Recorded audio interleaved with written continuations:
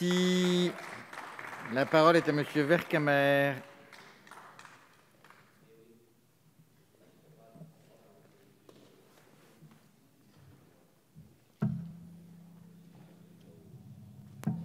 Merci Monsieur le Président, Madame la Ministre, mes chers collègues.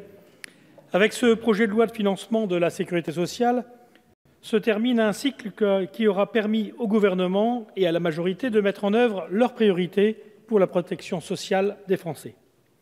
La sécurité sociale est sauvée, paraît-il, puisque les comptes seront presque à l'équilibre en 2017, à 400 millions près.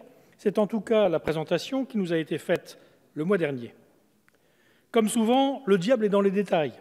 Et ici, tout est dans le presque. C'est ce presque qui distingue un objectif atteint d'un objectif manqué. La semaine dernière, la sonde Schiaparelli n'était qu'à 4 km d'un atterrissage presque réussi sur Mars, quand la suite des opérations s'est révélée singulièrement plus compliquée. Je n'irai pas jusqu'à dire que le gouvernement s'est craché sur la réalité de notre sécurité sociale, mais il est certain que derrière le tableau quelque peu triomphaliste qui nous a été dépeint se cache une réalité beaucoup plus nuancée. Ce projet de loi sera vraisemblablement adopté, mais les lendemains seront sans doute difficiles. Difficiles parce qu'aucun des grands enjeux qui se posent à notre protection sociale n'ont trouvé de réponse depuis 5 ans. Difficiles parce que dans le domaine de la santé, c'est l'ensemble des professionnels qui partagent un même scepticisme sur les choix qui sont opérés, notamment sur le plan budgétaire, pour assurer l'accès aux soins de nos concitoyens. Difficile parce que les Français eux-mêmes ne partagent pas l'optimisme du message porté par le gouvernement sur la sécurité sociale. Selon une enquête parue la semaine dernière, 84% des personnes interrogées ne croient pas dans le retour à l'équilibre des comptes de la sécurité sociale. C'est alors même qu'ils sont 96% à estimer que le retour à l'équilibre des finances sociales est un objectif important, voire prioritaire.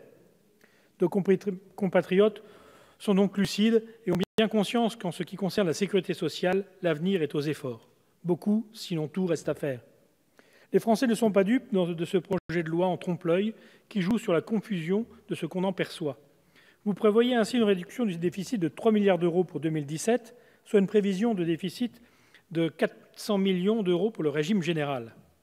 Mais cette présentation ne concerne que le déficit du régime général et occulte le maintien du déficit élevé du Fonds de solidarité vieillesse pour 2017 pour un montant de 3,8 milliards d'euros.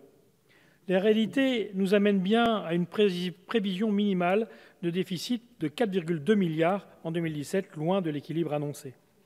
Par ailleurs, cette prévision repose sur des hypothèses économiques qui manquent de réalisme. Le Haut Conseil des finances publiques a ainsi rendu un avis particulièrement sceptique sur les prévisions de croissance retenues par le gouvernement. De plus, l'INSEE a révisé à la baisse sa prévision de croissance pour 2016 à 1,3% au lieu des 1,5% initialement envisagés, ce qui laisse augurer une croissance également ralentie pour 2017. De la même manière qu'il souligne que le scénario de croissance pour 2017 s'écarte du principe de prudence, le Haut Conseil des finances publiques précise lui-même qu'en matière d'emploi et de masse salariale, les prévisions du gouvernement sont élevées, laissant ainsi planer un doute sérieux sur les recettes. Non seulement ce projet de loi de financement de la sécurité sociale est donc en déficit, mais en plus s'agit-il d'un déséquilibre instable. Ce d'autant que les chiffres présentés dans le détail du texte cachent mal une diminution artificielle des dépenses, relevée cette fois par le comité d'alerte sur l'évolution des dépenses d'assurance maladie. Le gouvernement fait en effet le choix de faire supporter par d'autres sources de financement des dépenses entrant habituellement dans le cadre de l'ONDAM. C'est le cas notamment de la participation de l'ONDAM au financement des établissements médico-sociaux, qui sera assurée en 2017 par une ponction des réserves de la Caisse nationale de solidarité et d'autonomie à hauteur de 230 millions d'euros. Ce recours autour de passe-passe budgétaire ne manque pas d'ailleurs de susciter réaction et débat. Réaction et débat quand, dans une logique similaire, vous réduisez la participation de l'ONDAM au financement du Fonds de modernisation des établissements de santé pour puiser dans les réserves de l'Association nationale de la formation hospitalière à hauteur de 150 millions d'euros et du Fonds pour l'emploi hospitalier à hauteur de 50 millions d'euros. Si on osait, on pourrait presque affirmer que le comité d'alerte émet une réserve de méthode lorsque vous faites des réserves, votre méthode, pour contenir la progression de l'ONDAM. À cela s'ajoute l'annulation de crédits dédiés. dans le cadre de l'ONDAM au secteur hospitalier qui vient alourdir d'autant le déficit de ces derniers à hauteur de 550 millions d'euros. Les hôpitaux, et en particulier les hôpitaux publics, voient du reste le resserrement des dépenses de l'ONDAM se réaliser à leurs dépens, alors même qu'ils devront assumer l'augmentation des charges inhérentes à l'augmentation du point d'indice des fonctionnaires ou à la mise en œuvre du protocole relatif aux urgences et aux internes. Ces dépenses supplémentaires représentent pour les hôpitaux une augmentation de 2,9% de leurs charges, alors même que l'ONDAM hospitalier ne progresse que de 2%. Votre politique entraîne ainsi une baisse de 25% des investissements de l'hôpital public, alors que les besoins de modernisation et d'adaptation sont essentiels. On le voit, la situation des finances de l'assurance maladie laisse présager un avenir incertain au compte de la sécurité sociale. En fait, ce projet de loi de financement de la sécurité sociale pour 2017 ne répond à aucune des grandes questions posées à notre protection sociale. Il peut difficilement en être autrement dès lors qu'il s'inscrit dans la même logique que les budgets qui le précèdent depuis 4 ans. Il ne répond pas aux grands enjeux de la branche vieillesse, dont l'équilibre affiché aujourd'hui résulte de la réforme votée en 2010. Les mesures qui permettraient de garantir la pérennité de cet équilibre dans les années à venir restent à mettre en œuvre, qu'il s'agisse du recul de l'âge de départ en retraite ou de l'extinction progressive de certains nombres de régimes spéciaux au profit du seul régime général. Le groupe UDI proposera dans ce PLFSS un certain nombre de mesures allant dans ce sens.